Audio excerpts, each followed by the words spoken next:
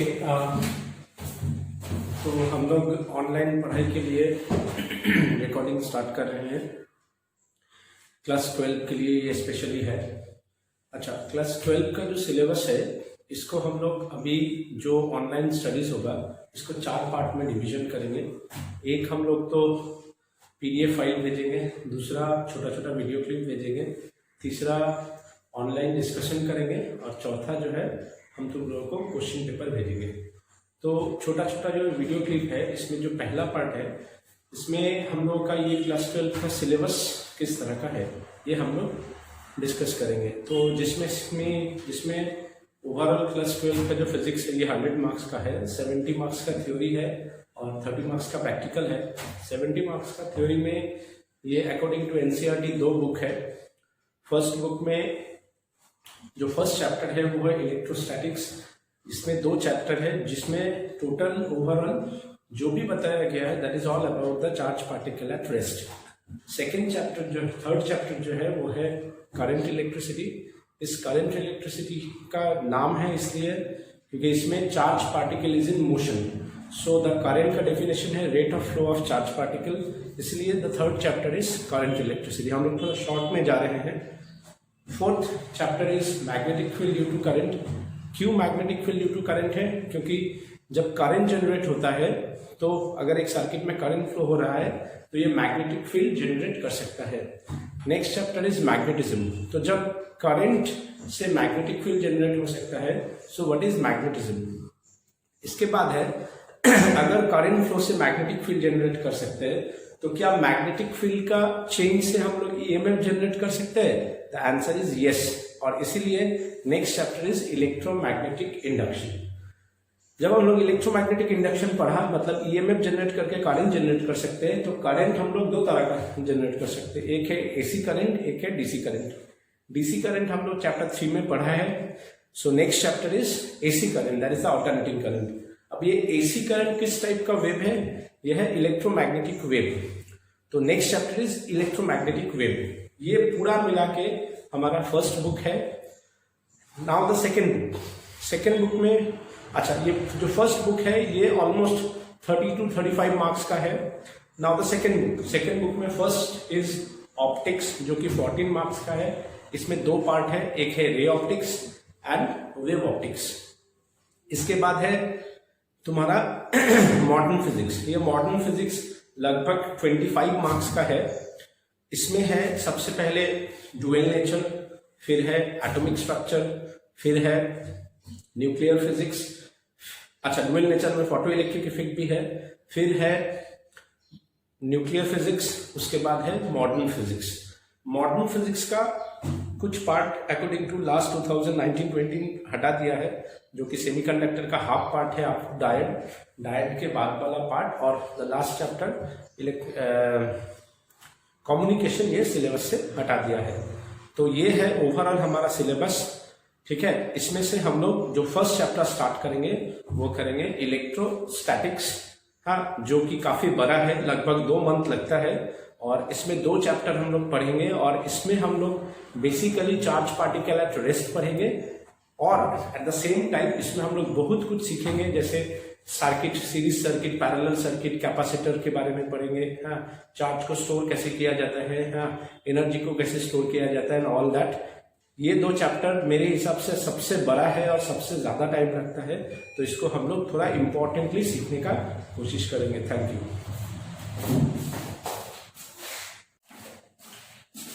Okay, so let's start with the first chapter, electrostatics. Why the name is electrostatics? Electro means charge, static means rest. So in this chapter, whatever we study, that is all about the charge particle at rest. So first of all, what is charge particle? Charge is the inner or internal or intrinsic property of a material, ठीक है, due to which force apply on the system. जैसे positive charge और negative charge होता है उसके लिए भी force लग सकता है। So force apply on the electrostatic से coulombic force apply on the system. तो सबसे पहले ये चार्ज के लिए मुझे जानना पड़ेगा what do you mean bye positively charge particle What do you mean by negatively charged particle? What do you mean by neutral charge particle? Positive charge particle means proton is greater than electron. Negative charge particle means electron is greater than proton. And neutral charge particle means electron is equals to proton. तो basically ये देख के लग रहा है proton is यहाँ पे greater than है, मतलब प्रोटॉन ज्यादा आ जाएगा या फिर इलेक्ट्रॉन ज्यादा आ जाएगा, लेकिन ऐसा कुछ होता नहीं है। बेसिकली क्या होता है, बेसिकली इलेक्ट्रॉन का ट्रांसफर होता है, और ये जो इलेक्ट्रॉन का ट्रांसफर होता है इसे हम फंडामेंटल चार्ज पार्टिकल 1.6 × 10⁻19 कूलम, इसको हम लोग फंडामेंटल चार्ज पार्टिकल कहते हैं। इसका टोटल डिस्क्रिप्शन पीडीएफ फाइल में दिया हुआ है। Is the fundamental charge particle. अब अगर मुझे पॉजिटिव चार्ज जनरेट करना है, जैसे है ना अगर कर 0 रन, तो अगर हम लोग सोडियम लिया, सोडियम का एटॉमिक नंबर होता है 11, means 11 proton at the centre, first orbit contain 2 electron, second orbit contain 1 2 3 4 5 6 7 8 and third orbit contain 1 electron. Noble gas contribution जो है ना अगर कर 0 रन, हीलियम, नियन, आर्गन, क्रिप्टन, ज़ेनन, रेडन, 36। सो ये है मेरा बेसिक, ये है मेरा नोबेल गैस कंट्रीब्यूशन, मतलब most stable. So what ever happen in this universe is because of the stability. तो ये क्या कर सकता है, इसके पास दो ऑप्शन है, या तो ये एक इलेक्ट्रॉन डोनेट करेगा या तो ये 7 इलेक्ट्रॉन एक्सेप्ट करेगा। तो सोडियम के लिए एक इलेक्ट्रॉन डोनेट करना काफी इजी है। सो ये एक इलेक्ट्रॉन डोनेट करके अब ये प्लस हो जाएगा, क्यों? क्योंकि अब इसके पास 11 प्रोटॉन है लेकिन 10 इलेक्ट्रॉन है। सो 10 electron balance bye 10 proton, 1 proton extra, that's why positive charge. और इस इलेक्ट्रॉन को बोला जाता है फ्री इलेक्ट्रॉन। ये मेरा बहुत ज्यादा काम आएगा, स्पेशली मेटल एंड ऑल। जहां पे मेटल है, metal is why metal is a good conductor, because metal में फ्री इलेक्ट्रॉन्स होता है विच कैन बी मूव, जिसको हम लोग करंट इलेक्ट्रिसिटी बोलते हैं, rate of flow of the charge particle. वो जो rate of the flow of the charge particle है वो यही फ्री इलेक्ट्रॉन मूव करेगा। सिमिलरली अगर हम नॉन मेटल का बात करें, क्लोरीन, ब्रोमीन, आयोडीन, एटनियम, तो chlorine 17 proton at the centre, first orbit 2 electron, second orbit 8 electron, और लास्ट में 1 2 3 4 5 6 7। So either it gives 7 electron or except 1 electron to become stable। ये क्या करेगा, इजीली 1 इलेक्ट्रॉन ले सकता है। तो क्लोरीन 1 इलेक्ट्रॉन लेके क्लोरीन माइनस, अब क्यों -1? क्योंकि इसमें अब 18 इलेक्ट्रॉन है और 17 प्रोटॉन है, तो 17 proton balance by 17 electron and 1 electron extra, that's why it's negative charge. So जितना भी एक्सेप्टर है they are non metal you can say, और जितना भी एक्स्ट्रा इलेक्ट्रॉन है which after donating the electron become stable, आप उसको मेटल बोल सकते हो। मतलब ये इन टर्म्स ऑफ देम ये सिंपली भिखारी है और ये है पैसा वाला। पैसा वाला हमेशा पैसा डोनेट करेगा, हाँ, और जो भिखारी है वो हमेशा पैसा देगा। उल्टा केस कभी नहीं देख सकते हो, क्यों? क्योंकि ये स्टेबल और नेचर है। सो बेसिकली जो भी चार्ज जनरेट हो रहा है, इसमें पॉजिटिव चार्ज जनरेट हो रहा है, मतलब ये कुछ इलेक्ट्रॉन डोनेट किया है, यहाँ पे नेगेटिव चार्ज हो रहा है, जिसका मतलब ये कुछ इलेक्ट्रॉन एक्सेप्ट किया है, और यहाँ पे इक्वल चार्ज है, मतलब नाइदर ये इलेक्ट्रॉन डोनेट किया है नॉर ये इलेक्ट्रॉन एक्सेप्ट किया है।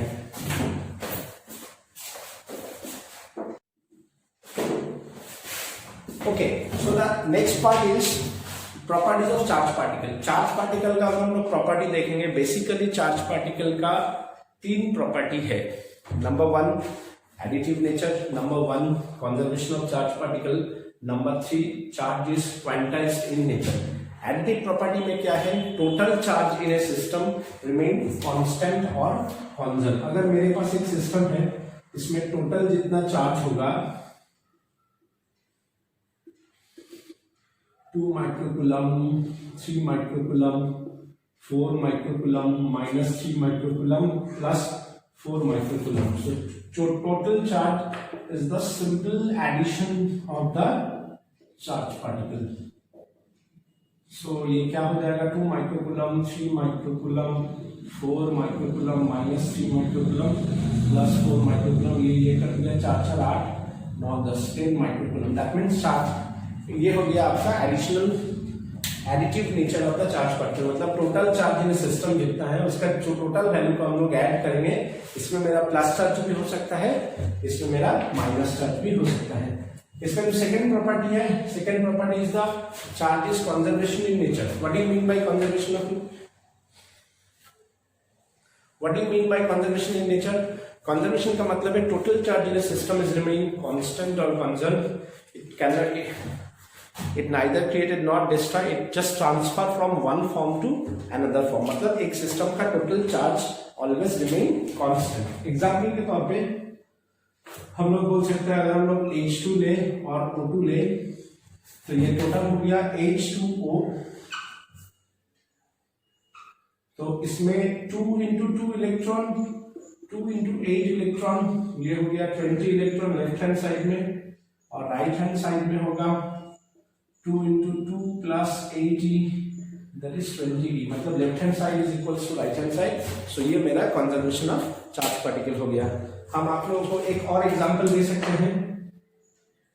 मानिए मेरे पास एक न्यूक्लियस है और इस न्यूक्लियस में एक गामा पार्टिकल कोलाइड किया।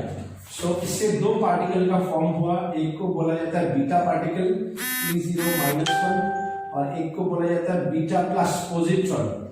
फिर से मैं बोल रहा हूँ, ये सब आपका कॉपी में है, मैं फिर भी एक बार समझा रहा हूँ। So according to this left hand equals to right hand, तो लेफ्ट हैंड का total charge equals to right hand का टोटल चार्ज होगा। सो लेफ्ट हैंड का total charge is 0, right hand का total charge E0-1 plus E0+1। देखिए मास already 0 है और charge भी 0 है। So this is also conservation of charge particle. और इसका जो थर्ड प्रॉपर्टी है which is called the quantization of charge particle. What do you mean bye quantization of charge particle? Total charge जो होगा वो एक टोटल चार्ज जो होगा वो integral multiple of fundamental charge particle. Fundamental charge particle मतलब transformation of electron, कि उसका वो जो इलेक्ट्रॉन का जो ट्रांसफॉर्म होगा, मतलब फंडामेंटल चार्ज पार्टिकल को हम फ्रैक्शन नहीं कर सकते, मतलब whatever be the value of the charge particle that is the integral multiple of the fundamental charge particle. इसलिए हम लोग लिखते हैं Q equals to NE, where N is the integer and E is the fundamental charge particle। Charge कभी भी fractional part में नहीं होगा, ऑल्दो ये एक्सेप्शन है आज के लिए, क्योंकि आज के डेट में अगर हम देखेंगे तो हम चार्ज पार्टिकल को तोड़ सकते हैं इन टर्म्स ऑफ क्वैक, जो हम लोग इसके बाद पढ़ेंगे। पहले हम लोग इसके ऊपर कॉन्सेंट्रेट करते हैं। तो अगर हम एग्जांपल देना चाहे कि charge is equals to 2.4 into 10 to the power minus 19 coulomb and charge is equals to 2.4 into 10 to the power 18 coulomb, which one is possible? So मुझे क्या करना है, मुझे नंबर निकालना है। तो Q by E is the fundamental charge 2.4 into 10 to the power minus 19 coulomb by 1.6 into 10 to the power minus 19 coulomb 1.5। ये मेरा फ्रैक्शन आया मतलब नहीं पॉसिबल, क्योंकि according to quantization of charge, charge is always integral multiple of fundamental charge particle. अगर आप इसको देखें Q by E 2.4 into 10 to the power minus 18 coulomb जो दिया हुआ है by 1.6 into 10 to the power minus 19 and the answer is 15 which is a integer number, so possible। मतलब charge कभी भी फ्रैक्शनल फॉर्म में पॉसिबल नहीं है, इंटीग्रल फॉर्म में पॉसिबल है। Thank you.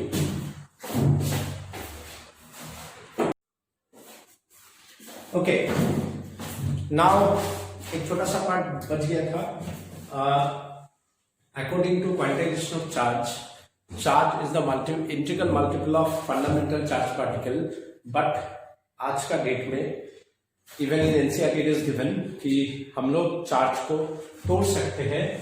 According to NCERT हम लोग चार्ज को दो पार्ट में तोड़ सकते हैं, एक को बोला जाता है अप क्वार्क, दूसरा को बोला जाता है डाउन क्वार्क। अप क्वार्क का वैल्यू होता है +2/3e एंड -1/3e। इसका मतलब है charge is not quantized, charge can B fraction, but अगर मुझे चार्ज का क्वांटाइजेशन फॉर्म के लिए पूछेगा तो हम लोग क्वांटाइजेशन फॉर्म लिखेंगे, पर चार्ज को हम लोग दो पार्ट में तोड़ भी सकते हैं फॉर योर इंफॉर्मेशन। इसके ऊपर एनसीईआरटी में एक क्वेश्चन है, क्वेश्चन नंबर 31, जिसमें एक चार्ज को, एक क्वार्क को तीन पार्ट में तोड़ा गया, एक क्वार्क को तीन पार्ट में तोड़ा गया। अगर एक प्रोटॉन को तोड़ा जाए तो कितना अप क्वार्क होगा, कितना डाउन क्वार्क होगा, और अगर एक न्यूट्रॉन को तोड़ा गया तो कितना अप क्वार्क होगा, कितना डाउन क्वार्क होगा, ये हमें निकालना है। तो पहले अगर हम एक प्रोटॉन के बारे में सोचे, प्रोटॉन का टोटल चार्ज होता है प्लस ई 1.6 × 10⁻⁹, जिसको हम लोग ई मान रहा है। Let out of this 3 charge जिसको हम लोग तोड़ा है, उसमें से let x is the number of up quark, so x is the number of up quark, so बचा कितना 3 - x number of down quark. So अगर हम इसको ओवरऑल कैलकुलेशन करें 2/3 ex minus e plus 1/3 ex, मतलब ex माइनस e, इसका मतलब है 2ex, 2e equals to ex, x equals to 2, मतलब 2 हो गया up quark and 3 - 2 that is 1 हो गया डाउन क्वार्क। यह है पहला क्वेश्चन। अगर हम इसका दूसरा क्वेश्चन देखें, अगर हम इसका दूसरा पार्ट देखें, सो सेकेंड पार्ट, अगर ये न्यूट्रल होता है, न्यूट्रल का चार्ज होता है 0, सो सेम हम लोग लें x is the number of up quark 2/3e plus 3 - x minus 1/3e, फिर मुझे इसको x का वैल्यू आएगा 1, मतलब up quark is 1 and 3 - 1 that is 2, down quark is 2। इसके बाद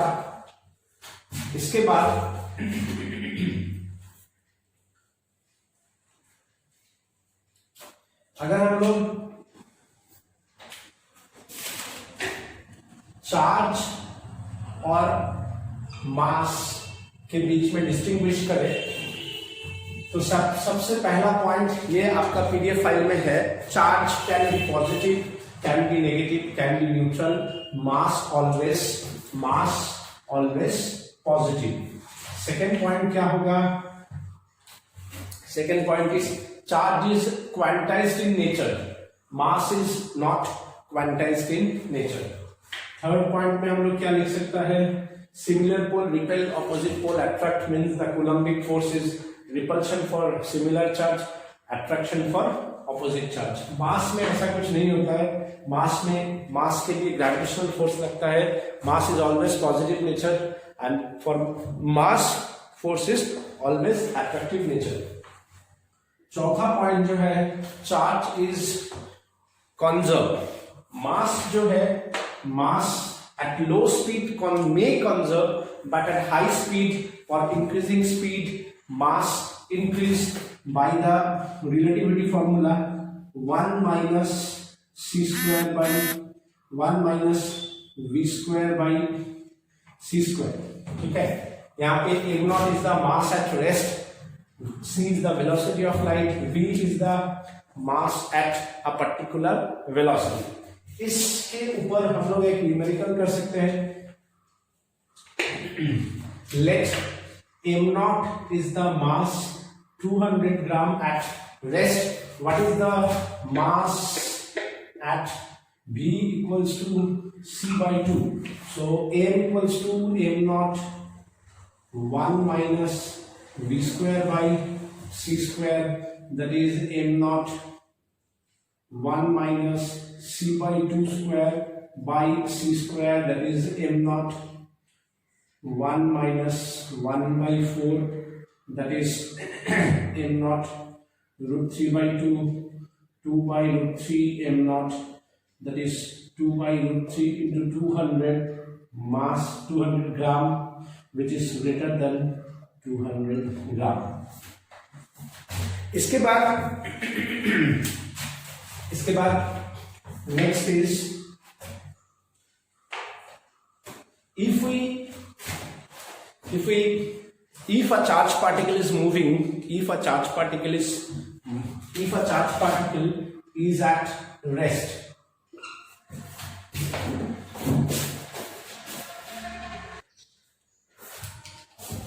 if a charge particle at rest moving with constant velocity, moving with velocity not equals to constant, मतलब velocity can be increased or velocity can be decreased। If the charge particle at rest it only generates or produce electric field, no magnetic field, no energy radiation. If the particle moving, charge particle moving with constant velocity, it produces electric field, magnetic field, but no energy radiation. If the charge particle moving with velocity variable, it produces electric field, magnetic field and energy radiation. मतलब ऐसा question दे सकता है, what happened if a charge particle moving with constant velocity? So your answer is it generates electric field as well as magnetic field.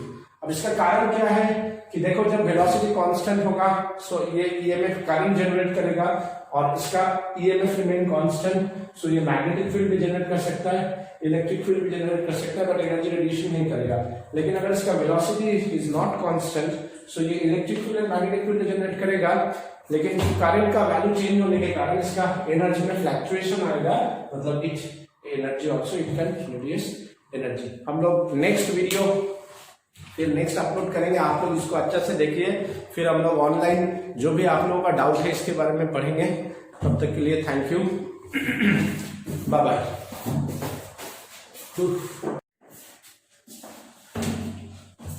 Hello students, so next part of the second video, today we start from Coulomb's law. So Coulomb's law is divided in two parts. The first part, according to Coulomb's law, if the product of two charged particles is greater than 0, it is a repulsive force between the two charged particles. If the product of two charged particles less than 0, the nature is attractive force. For example, similar charge, or you can say it in that way, similar charge repel, opposite charge attract. Like positive and positive charge repel, negative and negative charge repel, and positive and negative charge attract.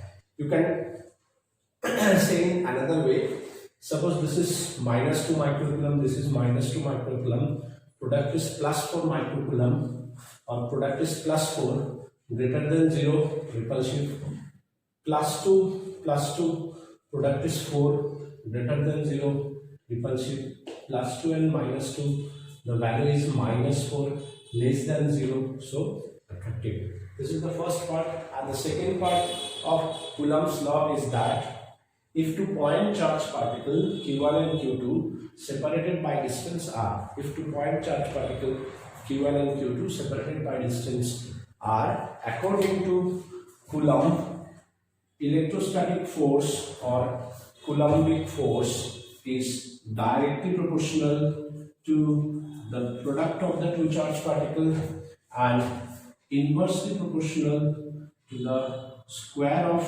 separation between the two charge particles.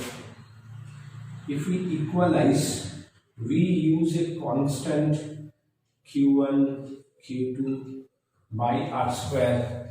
This constant is, the value of this constant is 1 by 4 pi epsilon naught, that is equals to 9 into 10 to the power 9. Now about the unit of force is Newton.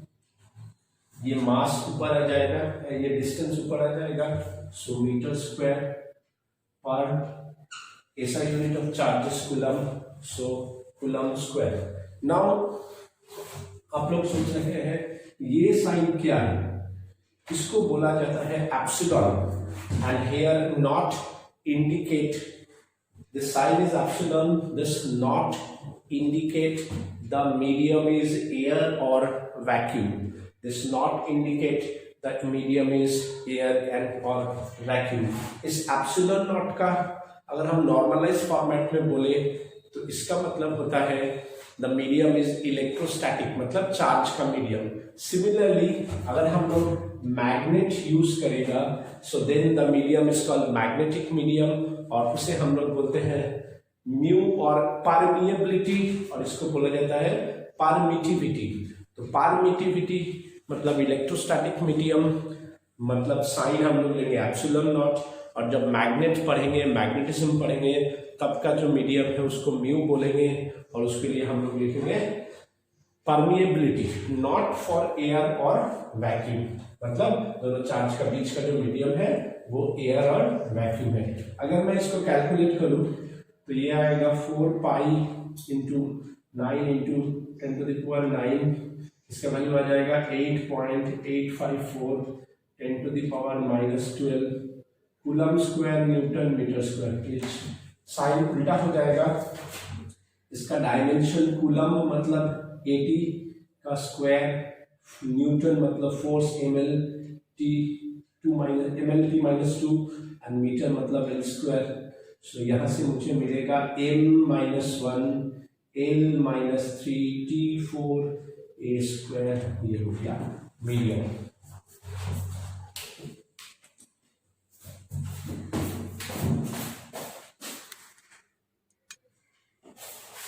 Okay, now suppose we have two charge particles, 2 microcoulomb and 4 microcoulomb, separated by distance 2 meter.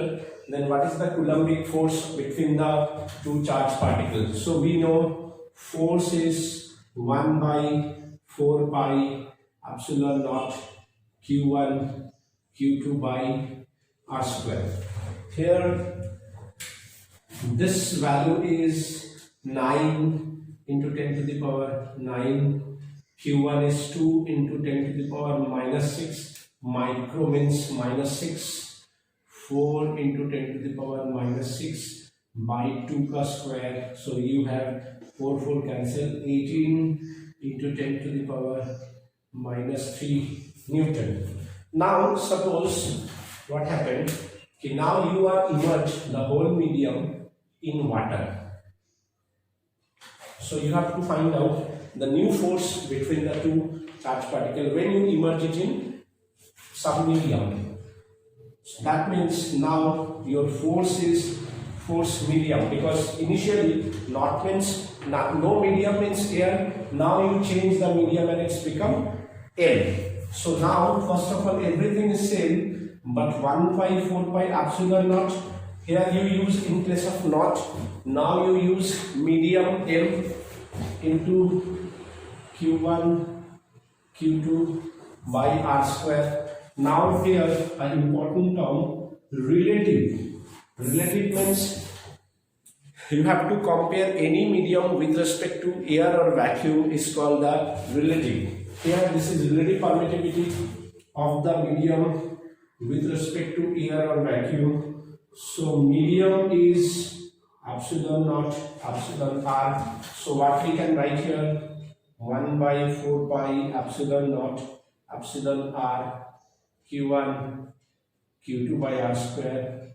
So 1 by epsilon naught 1 by 4 pi epsilon naught Q1 Q2 by R square, which is F by epsilon R. So that means if we insert some medium, its dielectric constant, that epsilon R sometimes we call dielectric constant. The sign is called kappa, Kappa. So you can say this is also F by dielectric constant K. Matlab if you insert some medium, the rest situation is exactly same, then your new force is K times decrease.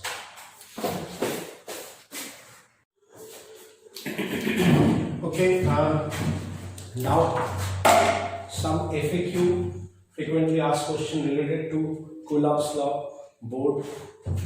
इस तरह के question board में 1 marks का question आजकल दे सकता है, क्योंकि आजकल बोर्ड में 20 मार्क्स का ऑब्जेक्टिव क्वेश्चन आ रहा है. सो force is directly, according to Coulomb's law, force is directly proportional to the product of the two charge particle, and force is inversely proportional to the square of the separation between the two charge particle. अगर मेरे पास force and Q1 Q2 है, इसका मतलब है similar nature, इसका मतलब है R is constant, force is direct, force and opposite charge means product of the two charge but their opposite nature. तब ये दोनों का ग्राफ क्या होगा, with the condition that R is constant, मतलब डिस्टेंस को हम अगर सेम रखें, इस दोनों का चार्ज का प्रोडक्ट को हम चेंज करेंगे. तो अगर हम फोर्स इज डायरेक्टली प्रोपोर्शनल तो ये सेम होगा, सेम डायरेक्शन, बिकॉज ये सिमिलर नेचर है, मतलब they are directly proportional and the sign is positive. यहाँ पे force is directly proportional to Q1 Q2 but opposite nature, so ये ग्राफ नीचे की तरफ जाएगा. सिमिलरली अगर हम यहाँ पे देखें force is inversely proportional to r square, अगर हम Q1 Q2 को कांस्टेंट करें तो इनवर्सली प्रोपोर्शनल मतलब द साइन इज पैराबोलिक। अगर हम इसमें आए फोर्स एंड आर स्क्वायर, तो force is inversely proportional to होगा, दोनों ही पैराबोलिक होगा। यहाँ पे इसका स्लोप ज्यादा होगा, इसका स्लोप कम होगा, क्योंकि यहाँ पे आर है, यहाँ पे आर स्क्वायर है। अगर हम यहाँ पे आए फोर्स एंड 1/r² का ग्राफ देखें तो ये जो ग्राफ है ये डायरेक्टली प्रोपोर्शनल होगा। क्यों? क्योंकि force is inversely proportional to r², but force is directly proportional to 1/r²। और अगर हम फोर्स और एन के एप्सिलॉन डाइलेक्ट्रिक कांस्टेंट या रिलेटिव परमिटिविटी के, इसे हम इक्वल लिखा है, मतलब दोनों का मतलब एक ही है, के लो या एप्सिलॉन आर लो। अगर हम इस दोनों के बीच में ग्राफ ड्रॉ करेंगे तो ये इनवर्सली प्रोपोर्शनल है। क्यों? क्योंकि force for the medium is inversely proportional to K, मतलब force is inversely proportional to K. अगर डाइलेक्ट्रिक कांस्टेंट बढ़ाएंगे तो नेट इलेक्ट्रिक फोर्स डिक्रीज करेगा, अगर डाइलेक्ट्रिक कांस्टेंट घटाएंगे तो नेट इलेक्ट्रिक फोर्स इंक्रीज करेगा।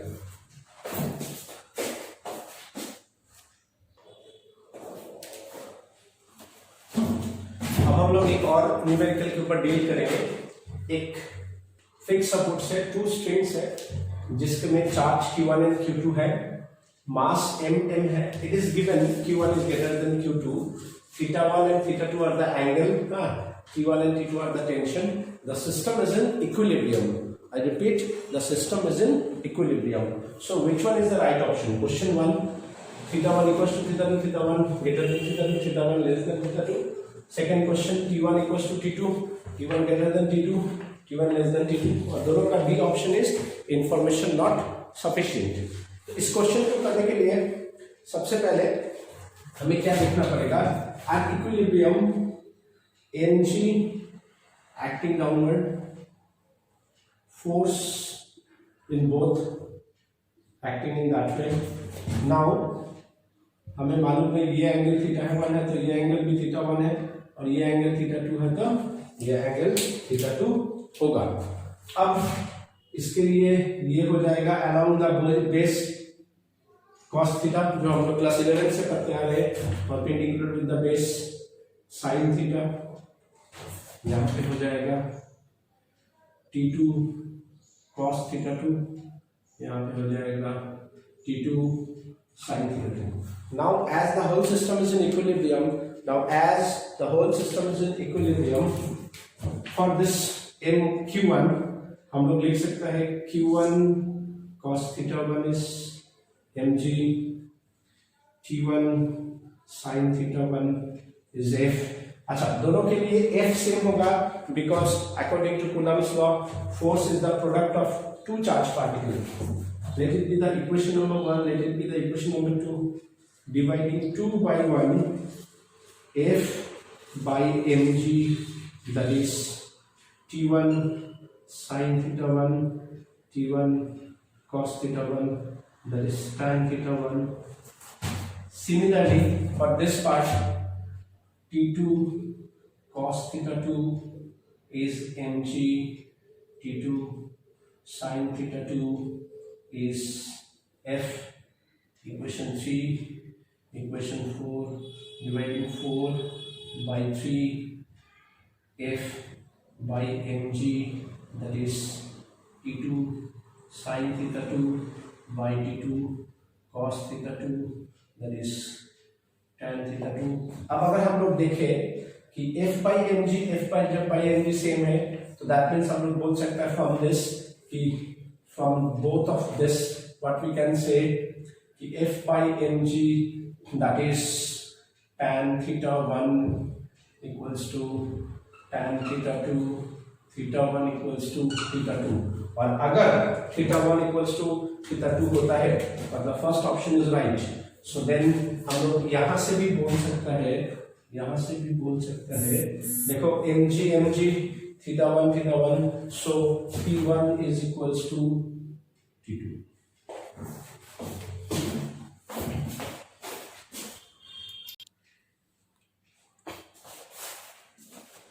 Now from the previous question, now we can say theta 1 and theta 2 are equal at equilibrium if their masses are equal and tension is also equal. So now one more question. In this question, T tensions are same, angles are same, force are in equilibrium, mg balance each other. Now the question is that let that string is massless and that bob density of the bob is sigma. Now the whole system is in equilibrium. Now you immerse it in a liquid. You immerse it in a liquid. You immerse it in a liquid where rho is the density of the liquid, and given sigma equals to 2 rho. And question is find the dielectric constant or relative permittivity of the medium. To solve in this type of question, if we not consider that liquid initially, we know now F by mg, that is tan theta from the last question. So F is mg tan theta, let it be equation number 1 when the liquid is not there. I repeat, when the liquid is not there. But now when the liquid is present, so mg acting downward and upward force or thrust or buoyant force applied, due to which we know from the Archimedes principle now F medium, that is apparent weight tan theta. And now what is apparent weight? Apparent weight we know real weight minus thrust. Real weight is how much? If sigma is the density of the bob and let V is the volume, so sigma GV minus rho GV, that is sigma minus rho GV. So what we can write here? Sigma minus rho GV tan theta. Similarly for this one, now we can write sigma GV tan theta. It's very simple. M is density into volume. So now if we compare F medium by F, that is 1 by K dielectric constant, sigma minus rho GV tan theta by sigma GV tan theta, GV tan theta, GV tan theta cancel, 1 minus rho by sigma, that is 1 by K. And this question is especially for entrance exam question, and from here we get this one, 1 minus rho by sigma is equals to 1 by K, where K is the dielectric constant. Now from this given question, 1 by K is 1 minus rho by 2 rho, 1 minus 1 by 2 is 1 by 2, so K equals to 2, that means dielectric constant is 2. Thank you so much for this class.